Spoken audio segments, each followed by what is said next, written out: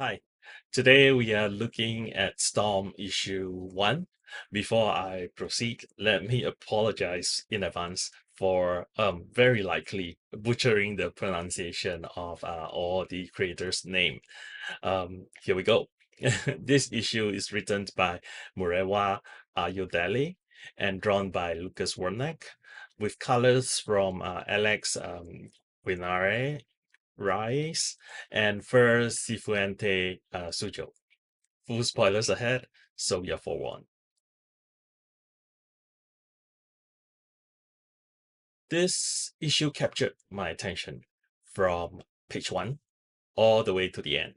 It did not even feel like a longer issue. And when I'm done, I want more. Hi, Future Tyler here. It is so satisfying to read an X book that at the end you go, I can't wait to see what happens next week, next issue, or I want to reread this immediately. And that is what happened here. I reread the issue with a short baking break in between. It does not shy away from what came before, but it also did not linger there. It uses Storm's past to push her forward in a way to greater heights, as in the floating Storm Sanctuary. We now know the answer as to why she was in Atlanta, Georgia, when Sam reached out to her in Avengers. She lived there now. I wonder if she got some help from Forge to build the Storm Sanctuary. And I'm not sure having a lot of animals floating in the sky is a good thing. That aside, there are so many things to like in this issue. I like that the mutants and their allies who were working together before were not entirely forgotten, such as getting Frenzy to help in this issue. I like the use of Frenzy here, and her using her thunderclap to nullify the shockwave. That would have been one hell of a big clap. I also like Tony's appearance here. Compared to the frenzy in X Factor, the frenzy here is so much better. And can we talk about how Storm is presented in just this one issue? She's regal, she's heroic, she's mutant, but she's also human. As the very first issue, we get a very good introduction to Storm for readers who do not yet know her. And how could someone not know of her? And then the stage is set for things to come, like the other X book in this era that I really enjoyed and highly recommend, NYX. The fear and hatred for mutants did not suddenly materialize. We are given a reason, and it's probably the one that most closely resembles the divide in today's world. Yeah, I mean, ultimately, it doesn't matter what an individual did or did not do. It is all about division and labels. It is the same with the dude wearing an Orchis t-shirt. Frenzy reacted, and rightfully so, I might add, because he was associated with a group that destroyed the mutant homeland. It is the same with the veteran who lost her leg in service for her nation. She and her kid were ostracized because her ex-husband was one of the engineers at the power plant, even though the two of them had nothing to do with it. Um, it is the same with the guy whose wife was a scientist, and it is the same with Storm because she's a mutant, and the disaster was caused by a mutant. She's responsible. She is a viable target for hatred. She is only a mutant and nothing else, despite the fact that Storm and Frenzy saved a lot of people, and in Storm's case, got radiation sickness from that. All of that does not matter. Yeah, I mean, I wish we had seen some people on Storm's side after she revealed the truth, just so that it is not as clear cut. Um, maybe a shot of the Orchis t-shirt guy standing by her because Storm saved everyone, including him and his kid.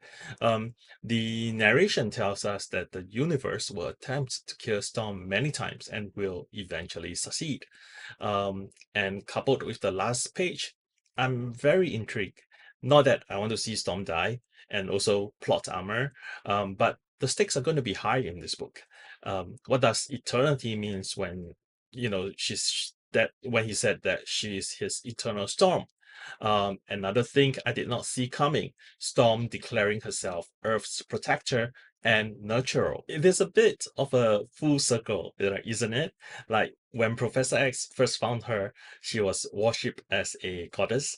During the Age of Krakoa, she was appointed the Regent of Sol, and now she named herself Earth's protectors and nurturer. Um, I think Ayodele gets her. The voice is right.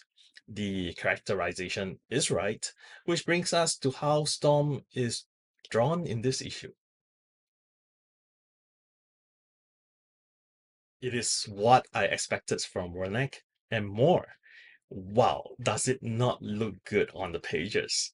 I mean, all the little nods and homage of Storms of the past, from her first appearance in Giant Size X-Men to a fight with Callisto in the Morlock's tunnel, through her various costumes over the years, including one of my favorites, that of the Asgardian Storm.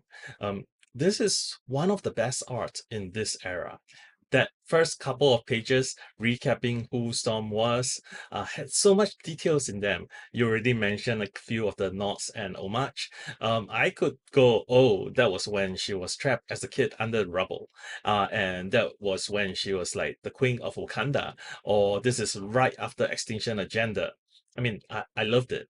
I loved that all her headdresses were represented in her walk-in closet as well. And if I'm going to nitpick, I will say that all the shoes look the same and is of the same color.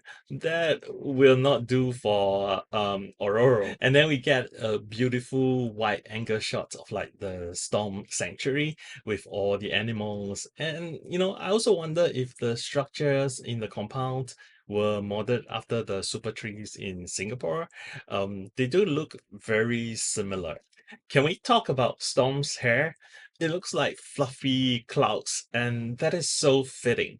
And all the outfits on Storm in just this one issue, I counted four in this one, excluding all the past versions and the future internal Storm version.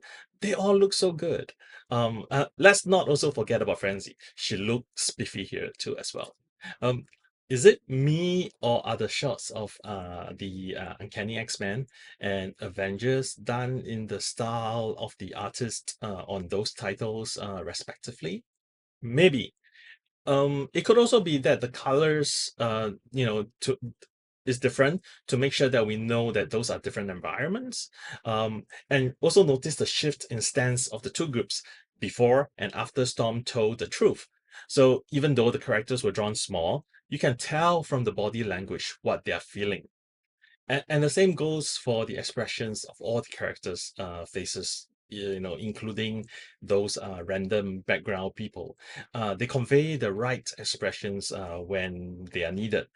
I also spotted like fun details, like the Storm Shop Tier 1's sign outside, 616 version of Target. So it is not often that we get a perfect issue of comics. And I think this is it. 5 out of 5 for me. It hits all the right notes for me, from the characters' voices to establishing a new status quo to setting the stage for future stories while not forgetting what came before. And Werneck's art absolutely knocking it out of the park. It is as perfect as it can get. So if you have not read it, what are you waiting for?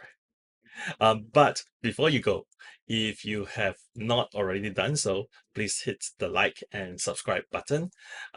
Please share this with your friends, and maybe even enemies, and leave a comment. Thanks, and Tyler out.